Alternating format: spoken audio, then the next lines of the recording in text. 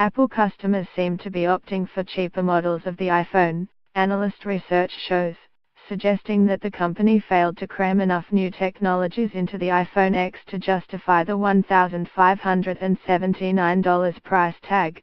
Waiting times to order the flagship smartphone in the US, Apple's biggest market, have shortened to a few days from the 5 to 6 weeks that were typical immediately after it was released in November, Cowen & Co. Analyst Carl Ackerman said in a note to clients.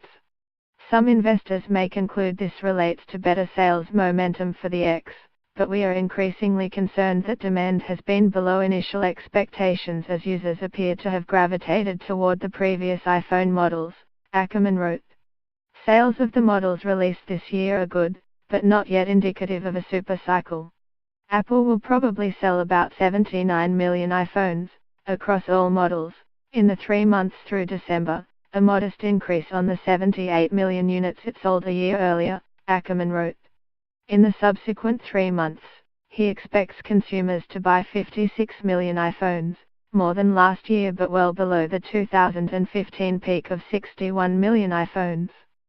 That March quarter came after the introduction of the iPhone 6, a product that heralded the start of the last supercycle, a term investors use to describe a period of accelerated growth driven by a stellar new product. The iPhone X was released in November, 6 weeks after the iPhone 8 and 8 Plus, which is $350 cheaper and lacks the later model's facial recognition unlocking system and larger screen. Bloomberg.